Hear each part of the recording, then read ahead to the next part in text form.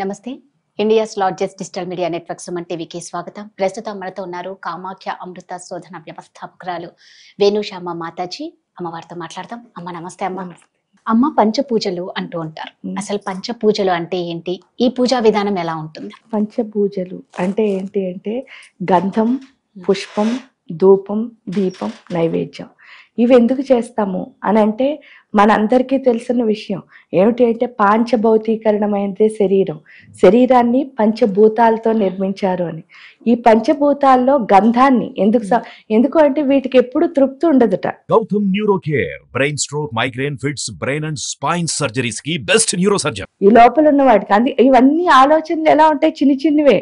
ఇది పెద్ద ఆలోచన కింద మారాలి. తృప్తి లేకపోవడానికి కారణం మన ఆలోచన చిన్నదైపోవడం. మనం ఎప్పుడు పెద్ద ఆలోచన చేస్తామో మనకి అన్ని సాటిస్ఫాక్షన్లే వస్తాయి. సో ఇక్కడ ఏమవుతుంది అంటే మూలాధార చక్రం అన్న చక్రానికి ఉన్నది గంధం. ఏంటి అంటే అక్కడ భూమి యొక్క తత్వం.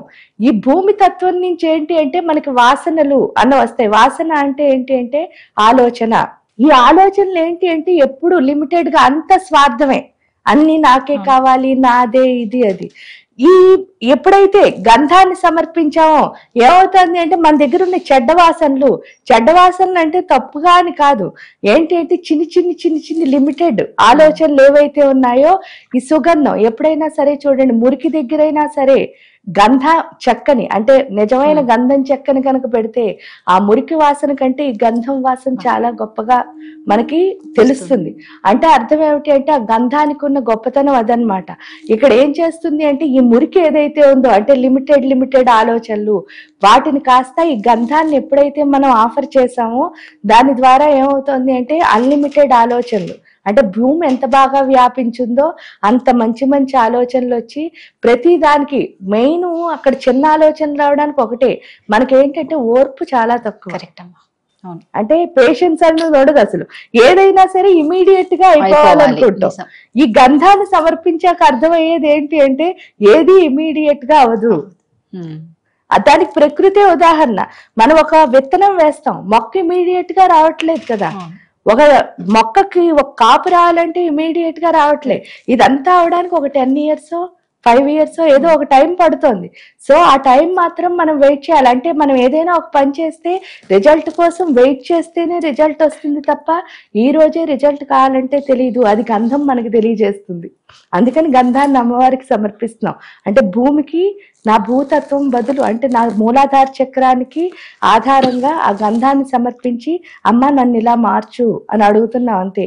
ఇంకా స్వాదిష్టానానికి వచ్చేసరికి అది నీటి తత్వం. నీరుకి మనం ఏమిస్తున్నాం అంటే అది ఫ్లోయింగ్ ఎనర్జీ. మనం కూడా నిజంగా ఫ్లో అవ్వాలి అంటే అందుకని నైవేద్యం పెడతాం.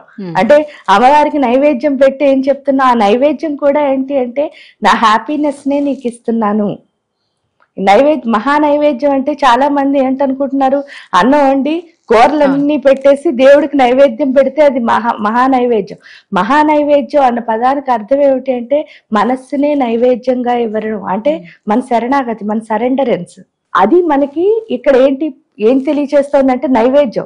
మనం ఈ అన్నాన్ని పెట్టి మనం నేర్చుకుంటున్నది ఏంటి అంటే నన్ను నేను ఎలా అర్పించుకోవాలి దేవుడికి. ఎప్పుడైతే మనం అర్పించుకోవడం మొదలు పెట్టామో దేవుడు ఎంత వ్యాపించున్నాడో మనం కూడా అంతే వ్యాపించి. అంటే ఇప్పుడు చూడండి, సపోజ్ మనం ఎలా చెప్పుకుంటాం అంటే నేను ఇది చేయగలనండి, అది చేయగలనండి, నేను ఇంత అంటే మన గురించి మనం చెప్పుకున్నప్పుడు మనం ఇవన్నీ ఎందుకు చెప్పుకోవాల్సి వస్తుంది అని ప్రశ్నించుకుంటే ఇవి మాత్రమే చేయగలం. కాబట్టి ఎప్పుడైనా దేవుడు వచ్చి ఇవన్నీ నేనే సృష్టించినవని మనకు చెప్పాడా? ఎందుకు చెప్పుకోవాల్సిన పని రాలేదు. ఆయన ఏదైనా చేయగలడు.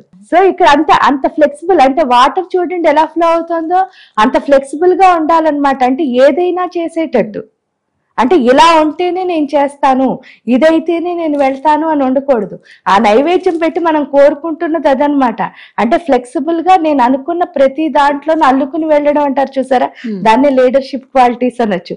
ఆ లీడర్షిప్ క్వాలిటీస్ అన్నవి తెచ్చుకోవడానికి మనం ఇక్కడ ఏం చేస్తామంటే నైవేద్యాన్ని పెడుతున్నాం. ఇంకా మూడో చోటుకు వచ్చేసరికి మణిపూర్ చక్రానికి లింక్ ఇది అగ్నితత్వం. ఈ అగ్నితత్వానికి బదులే మనం దీపాన్ని అమ్మవారికి సమర్పిస్తున్నాం.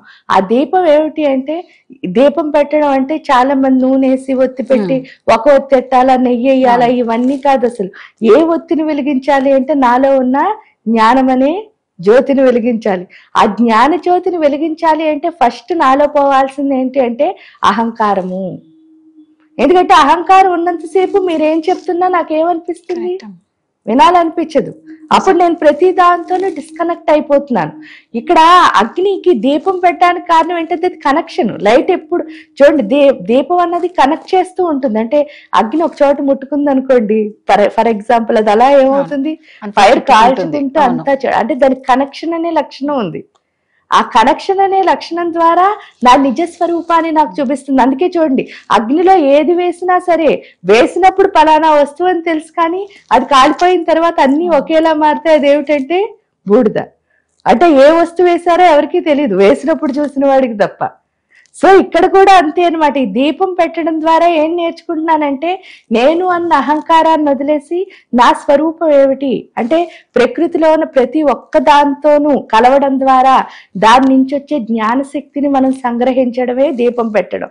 ఈ జ్ఞానం సంగ్రహించడం ద్వారా ఏమవుతోంది అంటే లోపలున్న ఆత్మశక్తి అన్నది పెరుగుతుంది. అంటే నా స్వరూపం అంటే ఈ బాడీ కాదు, లోపలున్న ఆత్మ, అది తెలుసుకోవడమే ఇక్కడ దీపం పెట్టడం.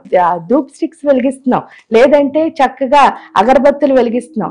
ఇదేంటి అంటే వాయుతత్వానికి ప్రతీక, అది అనాహత చక్రంలో ఉంటుంది. ఈ వాయుతత్వానికి ప్రతీక అయిన అనాహత చక్రానికి ఉన్న లక్షణం చూడండి, అదేమో స్ప్రెడ్ అవ్వాలని ఉంటుంది, కానీ మనం ఏంటంటే దానికి లిమిటేషన్స్ కండిషన్స్ పెడతాం.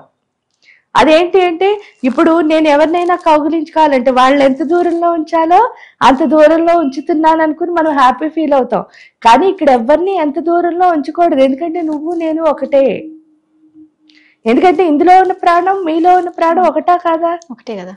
మరి మన ఇద్దరి మధ్యలో ఉందా లేదా? నిజమే. కానీ మనకి ఎందుకు తెలియట్లేదు అంటే బెలూన్ ఉంది, ఆ బెలూన్ లో మనం ఫుల్ గా గాలి ఊదాం అనుకోండి, అది పైకి ఎగురుతూ ఉంటుందిట. ఎగిరినంతసేపు ఏమనుకుంటుందిట, నేను ఇంత అందంగా ఉన్నాను కాబట్టి అందరూ చూసి ఎంజాయ్ చేస్తున్నారు. కానీ చిన్న కన్నం పడింది అనుకోండి, అది వచ్చి ఎక్కడ పడాలి, నేల మీద. అందుకని ఈ ప్రాణం ఉన్నంతసేపు మనం ఏం చేస్తాం, నాకంటే గొప్పవాళ్ళు లేరు అనుకుని ఎగురుతాం. కానీ లాస్ట్కి వచ్చి ఎక్కడ మళ్ళీ ప్రాణం తీసి బయటకు వచ్చేసాక ఈ మట్టిలోనే కలిసిపోతాం. అంటే అర్థం ఏమిటి అంటే ఇక్కడ అనాహత చక్రం ఆ వాయుతత్వం కాబట్టి అక్కడ ధూప్ స్టిక్స్ వెలిగించడం ద్వారా పొగకి లక్షణం ఏంటి, స్ప్రెడ్డింగ్ ఎనర్జీ. అంటే ఇక్కడ ఉన్న లిమిటేషన్స్ ని కండిషన్స్ ని అన్లిమిటెడ్ అన్కండిషనల్ లవ్ కింద మారుస్తుంది. ఎప్పుడైతే అన్లిమిటెడ్ అన్కండిషనల్ లవ్ వస్తుందో అప్పుడే మనం చేసే ప్రతి పనిని మనం ఇష్టంగా చేయగలుగుతాం. అప్పటి వరకు ఏంటంటే ఎందుకు చేస్తున్నాను రా దేవుడా అని చెప్పేసి ఇష్టం లేకుండా తిట్టుకుంటూ ఆ పని చేయడం వల్ల ఆ పనిలో మనం ఎప్పుడూ సక్సెస్ అవ్వం కదా. ఇక్కడ వాయువు ఏం నేర్పిస్తోంది అంటే మనం అన్లిమిటెడ్ గా అన్కండిషనల్ గా చేస్తున్న ప్రతి దాన్ని ఇష్టంగా చేయడం వల్ల ఏ పని చేసినా అందులో సక్సెస్ వచ్చేస్తుంది. అక్కడ అది నేర్చుకుంటాం ధూప్ స్టిక్స్ ద్వారా కానీ అగరబత్తుల ద్వారా కానీ. ఇక్కడికి వచ్చేసరికి విశుద్ధి చక్రం, ఇక్కడ పువ్వుని సమర్పిస్తాం. ఇక్కడ ఉన్న తత్వం ఏమిటి అంటే ఆకాశం. ఆ పువ్వు ఏంటి అంటే సెన్స్, మీరు చూసారంటే స్మెల్, వాసన.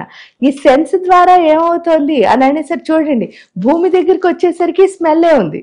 అదేమిటి అంటే భూమికి సంబంధించినవన్నీ అక్కర్లేదు. ఇక్కడికి వచ్చేసరికి ఆకాశంలోనూ స్మెల్లే ఉంది. మీరు చూస్తే అక్కడ సెన్స్.